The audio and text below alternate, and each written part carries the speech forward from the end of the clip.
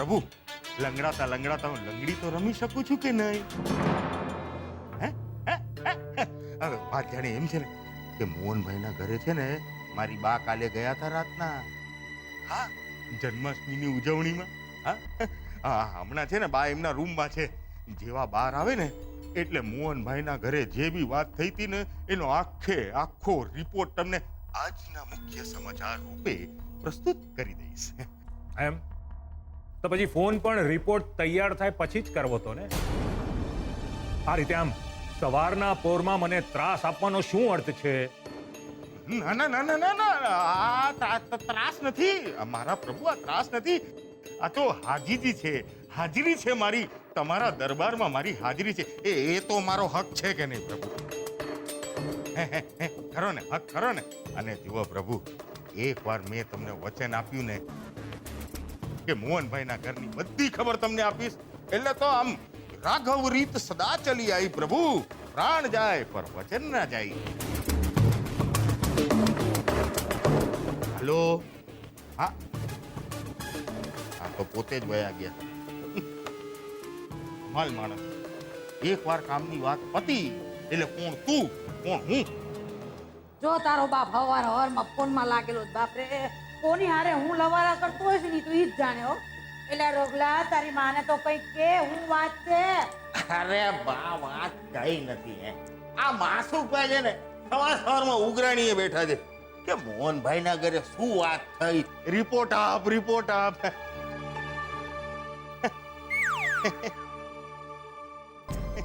ના એટલે બા, માસુભાઈને મેં જ ફોન કર્યો હતો ને એમને કહ્યું મેં કે હમણાં મારી બા આવે ને એટલે તમને મોટાભાઈના ઘરે શું થયું એ બધી વિગતવાર જણાવ. બા ઓલી 150 દુકાન મોલની આચાવાની ને એ કોને બા મોહનભાઈના ત્યાં શું થયું તું? કોને? મારી વાલી બા, મારી ડીંગલી બા, મારું કૂચું કૂચું બા. એ બા કોણ? ભાઈના ઘરે થયું શું? હવામાં તો એવું થયું ને, મોહનિયો પેલા તો બરાબર રાહુલિયા ઉપર ભડક્યો. બોલ હું કહેવાય? પ્રથમ ગ્રાસે મક્ષિકા. કઈ દીધું, હાલતી પકડ. મને ત્યાં બહુ રોકાવામાં રસ નતો એટલે મેં તો ત્યાંથી ચાલતી પકડી. પપ્પા માનવું પડે મોહન કાકાને. મોહન કાકાના ઘરની બહાર પોલીસની શું બાજ નજર હતી. અને તોય બાજ નજર બચાવી મોરલો કડા કરી ગયો. એક મિનિટ બા, કાકા સુશાંતિઓ સાચે તો આ કિંજલનું મોઢું કાળું કરીને તો નથી ભાગી ગયો? અરે ના ભાઈ ના, એવું નથી. કાલે મોહનના ઘરે કાનુડાની જગ્યાએ ઢીંગલો જન્મ્યો. એટલે એમાં એવું થયું ને કે અમે હંગાય રાતના કાગ ડોળે બારના ટકોરા ક્યારે પડે ની રાહ જોઈને બેઠા હતા. વિચાર્યું કે જેવું ટંગ ટંગ બારના ટકોરા પૂરા થાય ને એટલે હાથી ઘોડા પાલકી જય કનૈયા લાલ કી ગાવા મંડી પડીએ. જો બારના ટકોરાનો પહેલો ટંગ થયો ને બત્તી ફૂલ. અરે એક મિનિટ તો એવું થયું કે હમણાં અંધારું પાડી અને કાનુડો પ્રગટ. કાંઈ ન થયું. ખોદ્યો ડુંગર અને નીકળ્યો ઉંદર, એવું થયું. ઓ બા, આ કહેવતને મૂકો ને બાજુમાં અને સીધા મુદ્દા પર ઠેકડો મારો ને. સારું, ઠેકડો નહીં, હનુમાન ઠેકડો મારું. કાલે મોહનિયાને ત્યાં કાનુડાનો નહીં, ઓલા ઢીંગલાનો જન્મ થયો. અને એ ઢીંગલો કાગડા જેવો કર્કશ. અંગ્રેજીમાં ગાવા લાગ્યો, હેપી બર્થડે કાના, હેપી બર્થડે ગોપાલા. અને પછી ગીતો ગાતા ગાતા ધીમે ધીમે ધમકી પર ઉતરી આવ્યો. હું સુશાંતનો પરમ મિત્ર છું, કિંજલડીનો વારો કાઢી નાખવાનો છું. કિંજલડીને પરાણે તો પરાણે પૈણીને લઈ જવાનો છું. ઢગલા બધાના પગ પેટમાં ગળી ગયા. કાપો તો લોહી નો નીકળે એવી હાલત. મોહનિયો અરે એવો ડઘાઈ ગયો કે હવે મને નથી લાગતું કે આજ પછી કિંજલડીને ઘરનો ઉમરો ઓળંગવા દે. સારું જ છે ને બા.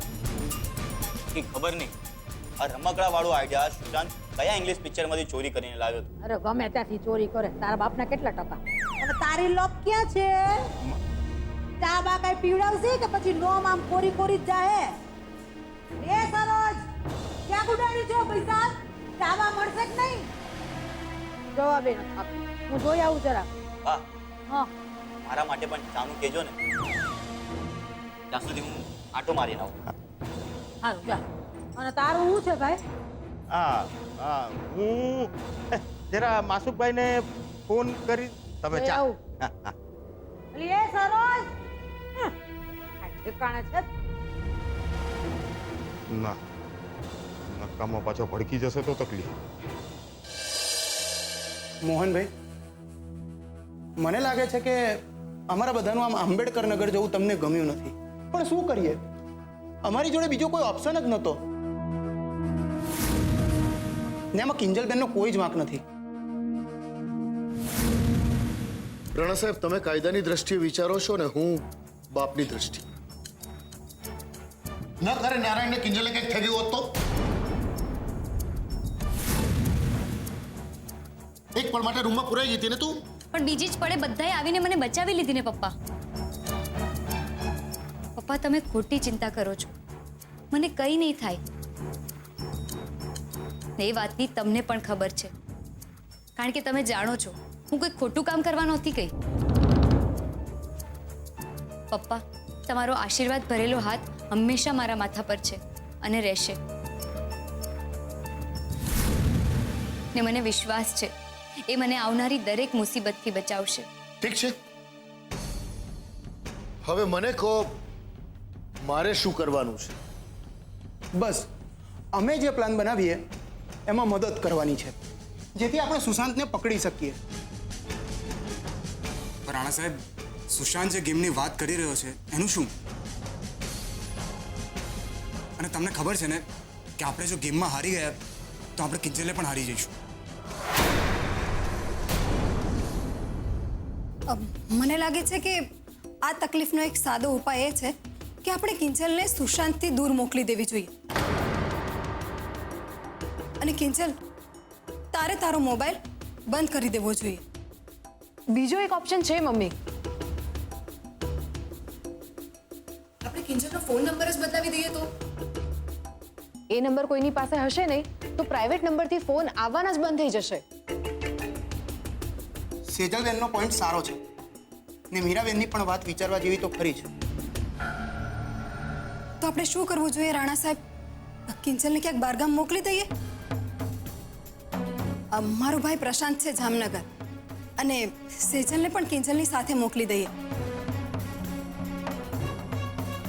એટલે એ વાતની પણ ચિંતા નહીં રહે કે કિંજલ ત્યાં એકલી છે.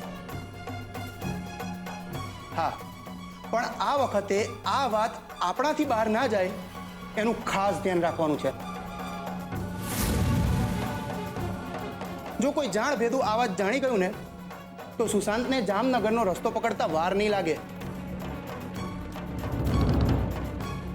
હા, આવા સંજોગોમાં એક કામ કરી શકાય. જેમ સુશાંત આપણી સાથે ટ્રેઝર હન્ટ રમી રહ્યો છે, ખજાનાની ખોજ, એમ આપણે એની સાથે ટ્રોજન હોર્સ રમીએ.